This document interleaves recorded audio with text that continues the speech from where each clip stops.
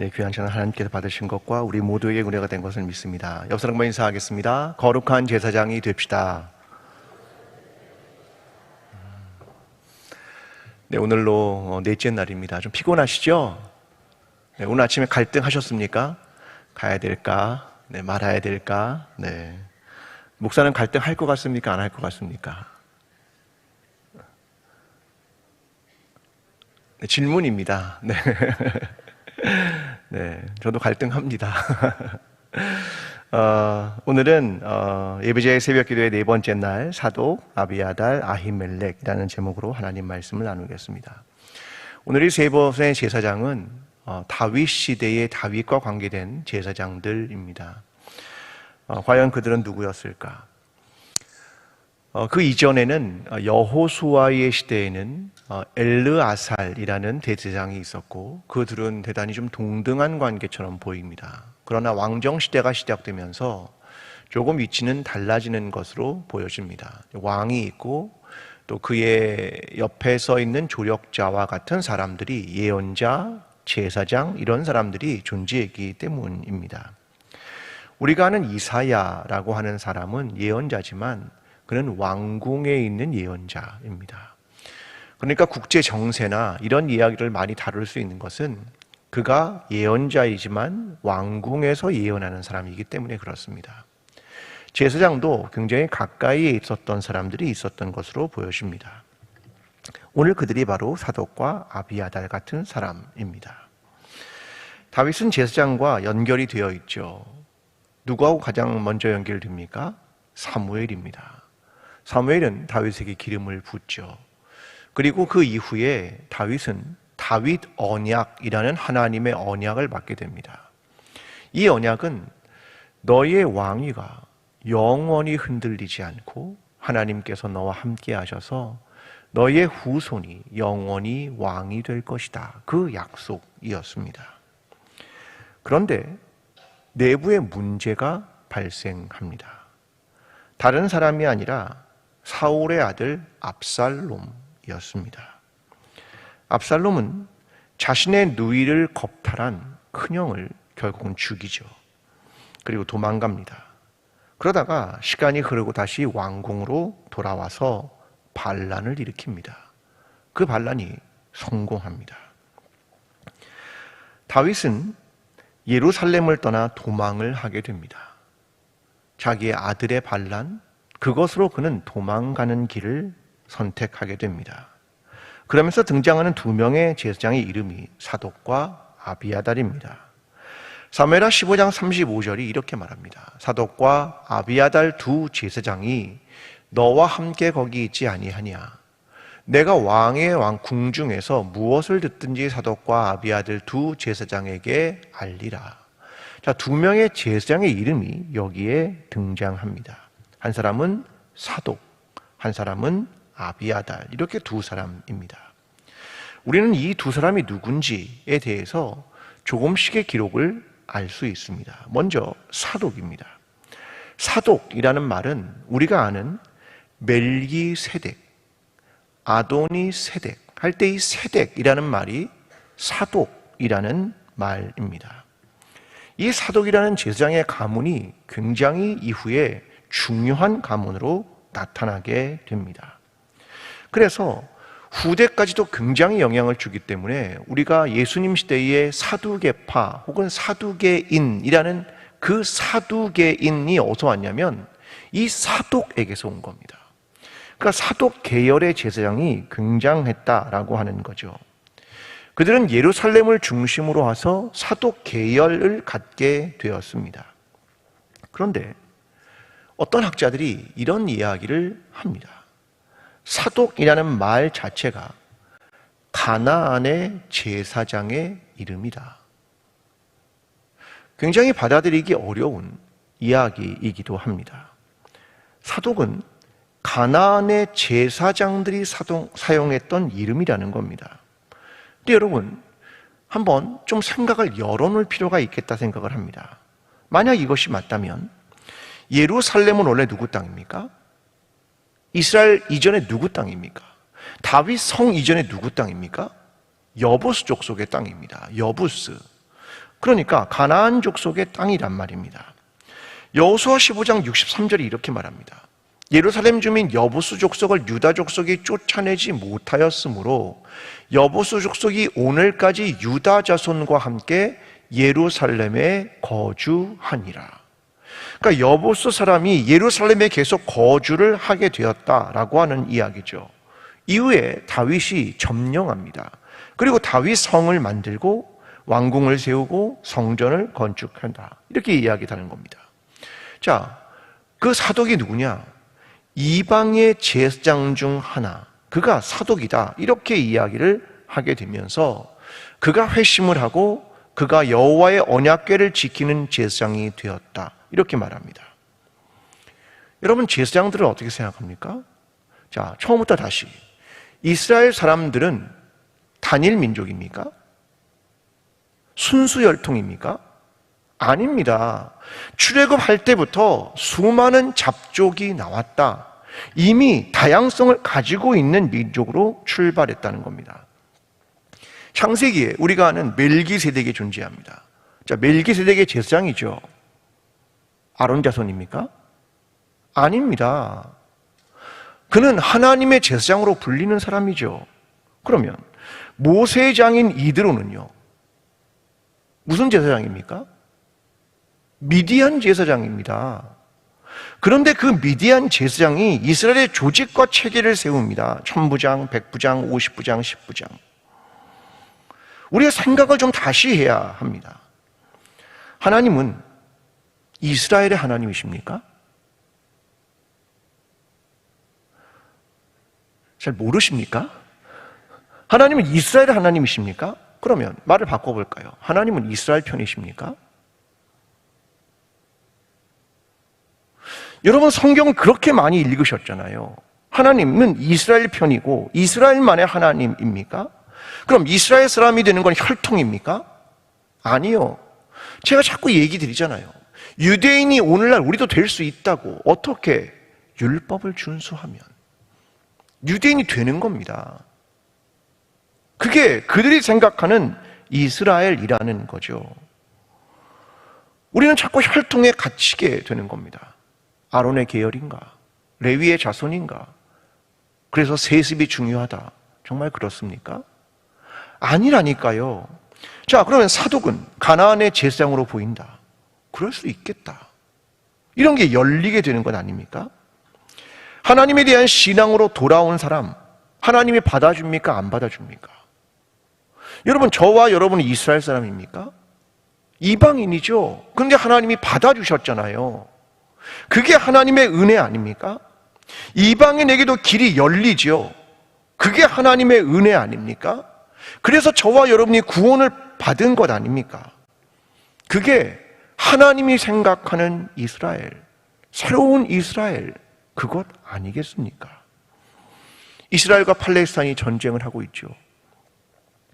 할 말이 엄청 많습니다. 누구 잘못입니까? 누구 잘못입니까? 한쪽은 이쪽이 잘못이라고 그러고 한쪽은 저쪽이 잘못이라고 그러고 가자지구를 만든 이스라엘이 잘못이라고 그러고 먼저 공격한 팔레스타인 잘못이라고 그러고 누구 잘못입니까? 말을 바꿔볼까요? 하나님 누구 편입니까? 이스라엘이 친근해 보이십니까? 그래서 이스라엘 편입니까?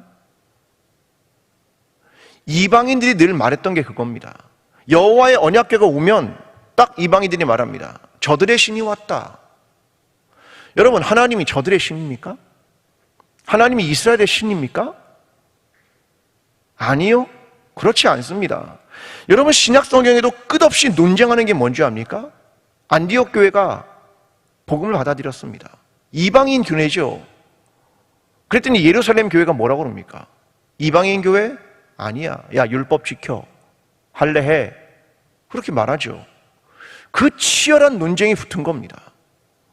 결국 예루살렘 공의회에 나서게 됩니다. 그게 사도행전의 스토리입니다. 하나님이 이스라엘의 하나님입니까? 그렇다면 성경을 다시 읽어야 됩니다. 하나님이 이방인을 다 버렸습니까? 다 헤렘입니까? 다 죽여야 되는 겁니까? 그럼 저와 여러분은요? 우리는 이스라엘 사람 아닙니다. 우리 이방인이죠. 하나님 누구 편입니까? 이스라엘 편입니까? 팔레스타인 편입니까? 아니요. 우리는 하나님은 누군가? 하나님은, 신약이 말하는 하나님이 뭐냐면, 하나님은 유대인의 하나님, 이방인의 하나님이 아니라 온 우주의 하나님이십니다. 그는 말씀을 지키고 하나님께서 원하시는 그것을 지키고 하나님에 대한 신앙으로 돌아오면 누구든 받아들인다. 왜? 하나님은 누구기 때문에? 어느 한쪽의 하나님, 이스라엘의 하나님, 팔레스타인의 하나님이 아니라 온 우주의 하나님이시기 때문에. 그래서 요나서가 말하는 게 바로 그런 겁니다. 이방인들도 회개하고 돌아오면 난 그들을 받아들인다. 그런데 우리의 머릿속에는 마치 제사장 그러면 혈통 중심으로 간다. 과연 그럴까? 아니다. 생각을 잠시 생각을 해봐야 된다는 겁니다. 여러분, 하나님은 누구십니까? 정말 하나님은 누구십니까? 정말 깊이 생각해야 한다는 겁니다. 이게 사독에 대한 얘기입니다. 또 한 사람이 등장합니다. 아비아달입니다. 아비아달은 아나돗 사람입니다. 아나돗 사람은 엘리 제사장의 후예로 보여집니다. 여러분 잘 아는 아나돗 사람이 한 사람이 있죠. 누굽니까? 예레미야입니다. 예레미야 1장 1절이 이렇게 말합니다. 베냐민 땅 아나돗의 제사장 중 hil기야의 아들 예레미야의 말이라. 그는 아나돗에 있는 제사장이었습니다. 원래 엘리 제사장은 정통이 아닙니까? 정통. 그런데 아나돗으로 갔다. 한직으로 밀려났다. 그런 말입니다. 그런데 다윗은 그 중에 아비아달을 자기 옆에 둡니다. 그 한직으로 밀려간 사람을. 왕의 옆에 있는 제사장이 됩니다.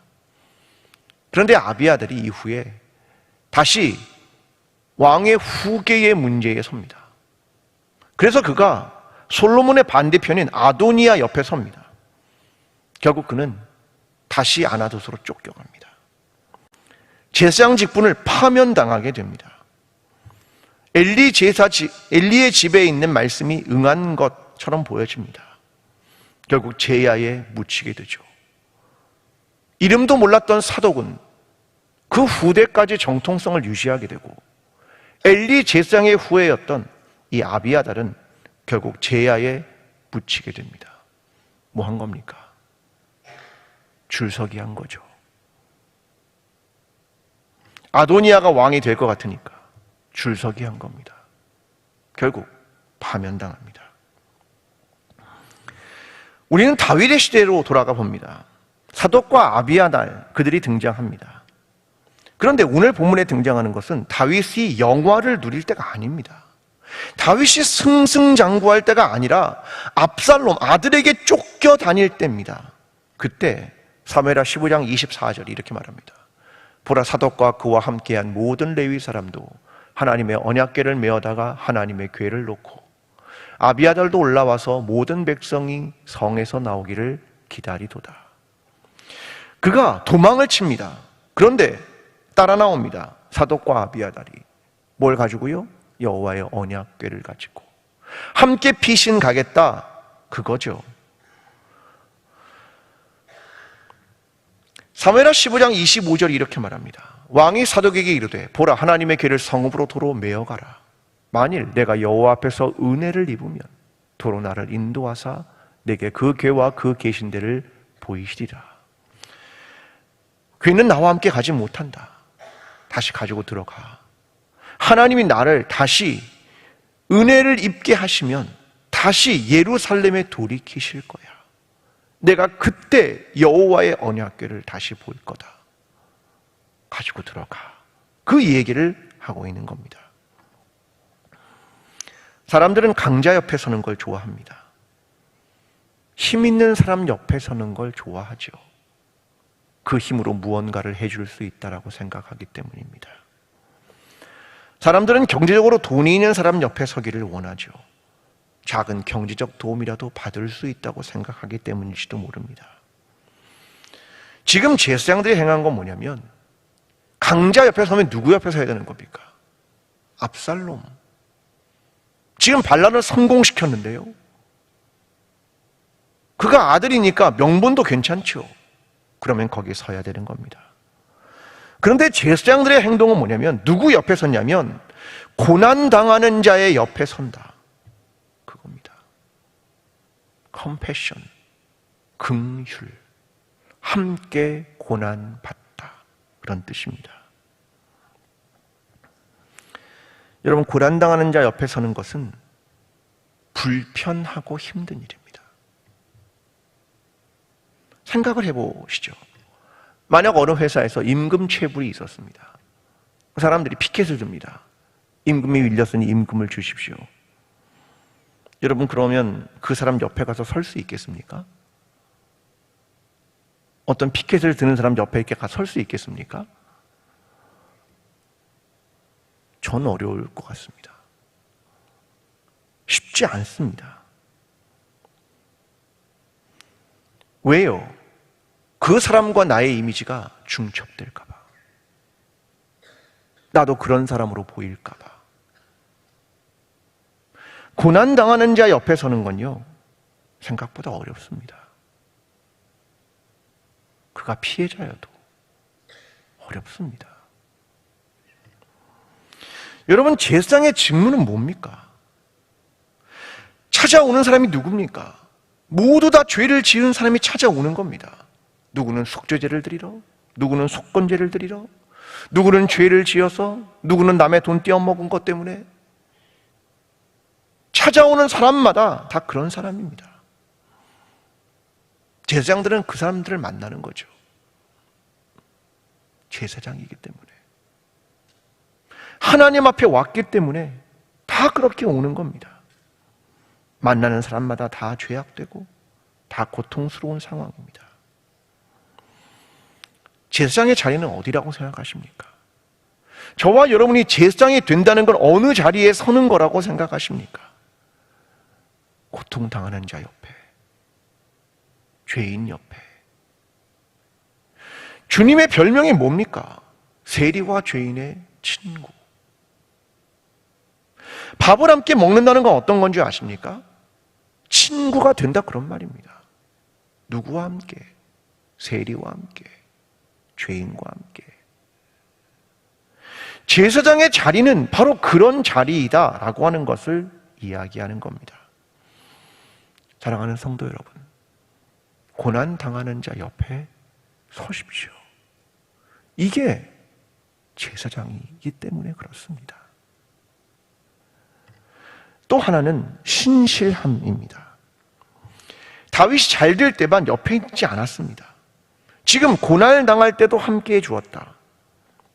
faithfulness, 신실함입니다. 제사장이 오늘 제사를 드려야 합니다. 그런데 몸의 컨디션이 좋지 않습니다. 그날 아침에 아내와 좀 싸웠습니다. 제사를 드려야 합니까? 쉬어야 합니까? 오늘 질문이 너무 이상합니까?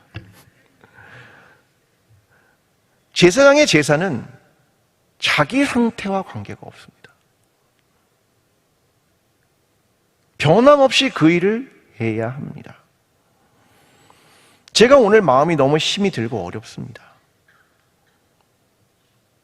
내가 오늘 설교할 수 있을까? 그런 마음이 찾아오는 순간이 없다고 생각하십니까? 있습니다. 종종 있습니다. 그러면 어떻게 합니까? 나와야죠. 나와야죠. 나와서 또 웃으면서 설교해야죠. 왜요? 성도들의 마음 속에 제 마음이 가진 상태가 미치는 것이 좋지 않으니까. 누군가는 힘들고 어려운 상황에서 하나님의 은혜를 구하러 찾아왔으니까. 나를 부르신 이가, 오늘 나를 여기까지 있게 하신 이가 신실하신 하나님이니까. 하나님도 힘들 때가 있었겠지만 그는 신실하게 나와 함께 해주셨기 때문에 우리의 신앙이 때로는 흔들리고 때로는 포기하고 싶은 순간이 있겠지요. 그런데 우리가 믿는 하나님은 어떤 분이냐면 신실하신 하나님. 신명기 7장 9절이 이렇게 말합니다. 그런즉 너는 알라. 오직 내 하나님 여호와는 하나님이시요 신실하신 하나님이시라. 그를 사랑하고 그의 계명을 지키는 자에게는 천대까지 그의 언약을 이행하시며 인애를 베푸시되. 하나님은 어떤 하나님입니까? 신실하신 하나님, 변함없으신 하나님, 우리가 어렵고 힘든 순간에도 우리와 함께 해주시는 그 하나님. 오늘 저와 여러분은 제사장으로서 어떤 신앙을 가져야 하는 겁니까? 고난당하는 자의 옆에 서주고 신실함을 지켜주고. 신앙은 제사장이 된다는 건 그 길을 가는 겁니다. 신실하신 하나님을 믿으며 오늘도 그 신실함을 지켜나가는 저와 여러분의 신앙이 되기를 간절히 기도합니다. 또 하나의 이야기가 있습니다. 다윗에게 있었던 이야기죠. 이게 조금 더 앞의 얘기이긴 합니다. 그는 이번에는 사울에게 쫓겨 도망 다닐 때였습니다.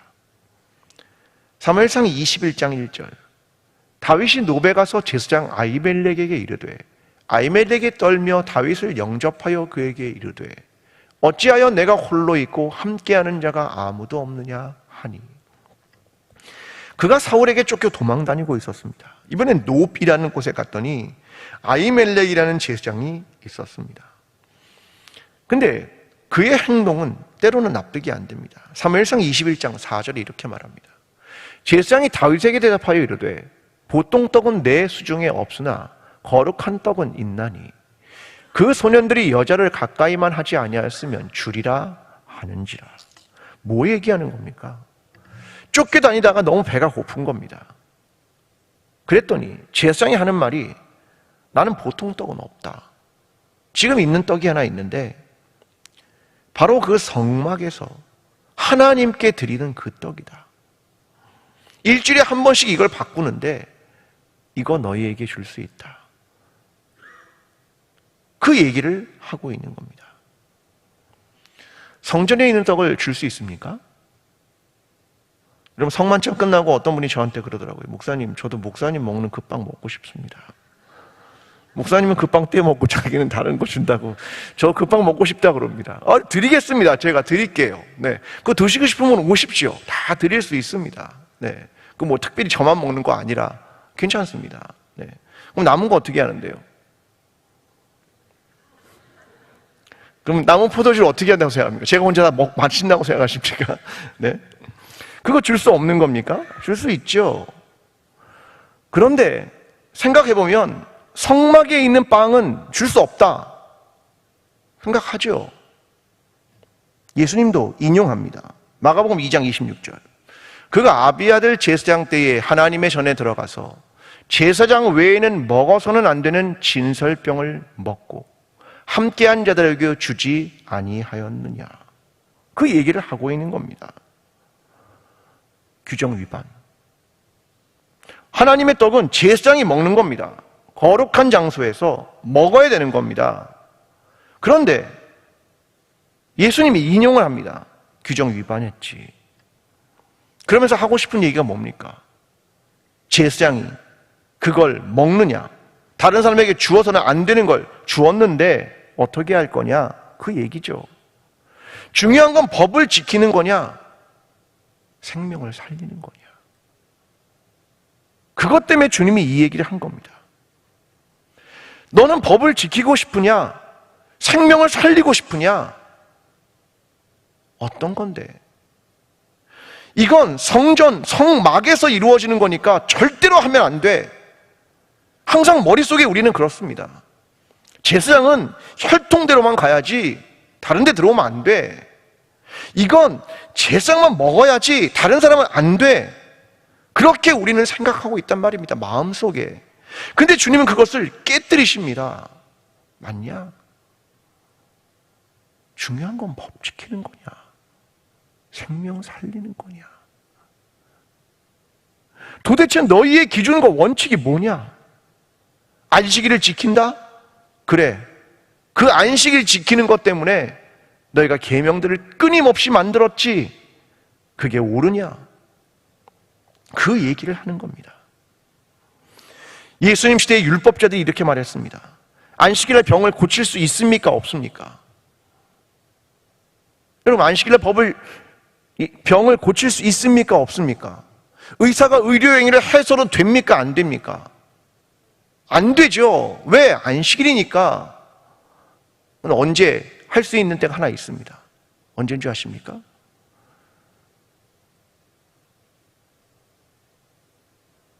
목숨이 마지막에 와서 생명이 넘어가는 그때에 이르는 사람, 그들에게는 의료행위를 할 수 있다. 규정입니다.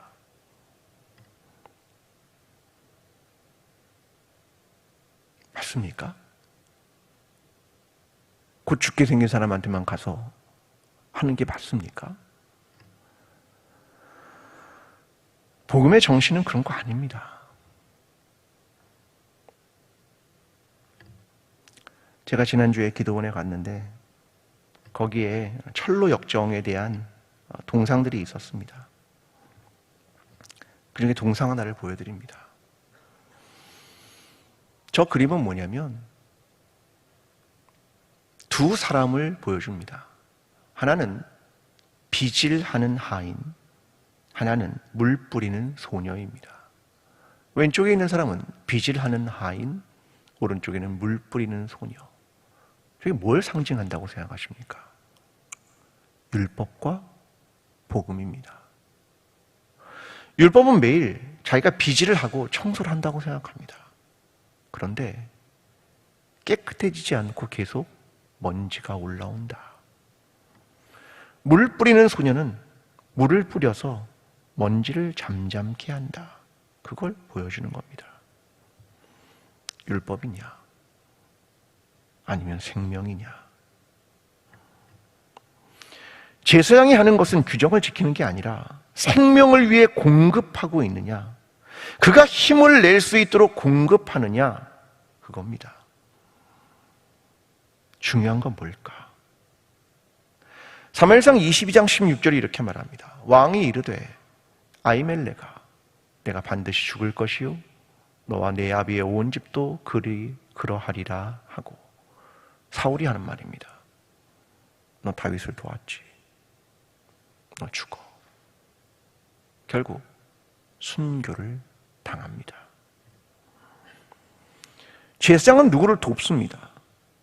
그에게 생명을 공급하고 그에게 떡을 주고, 결국은 그것 때문에 아히멜렉이 죽습니다. 누구의 생명을 구했다는 이유로, 누구에게 빵을 줬다는 이유로. 어쩌면 제사장은 그런 겁니다.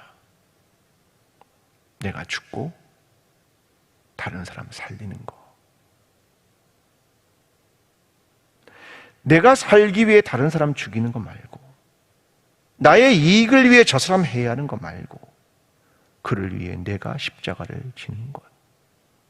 그게 제사장입니다.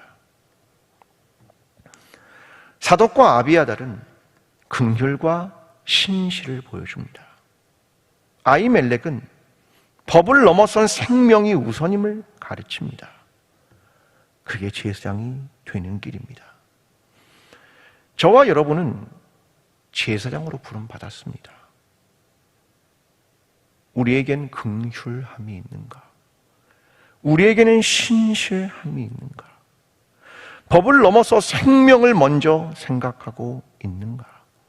이것이 우리가 제사장인가? 제사장으로 부름받았는가? 그것에 대한 이야기입니다. 참 어렵습니다. 성경은 보면 볼수록 너무 어렵습니다. 내 삶에 갖다가 집어넣으면 집어넣을수록 너무 고통스럽습니다.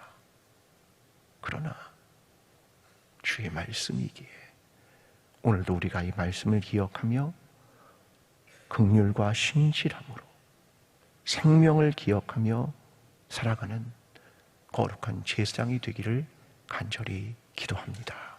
기도하겠습니다.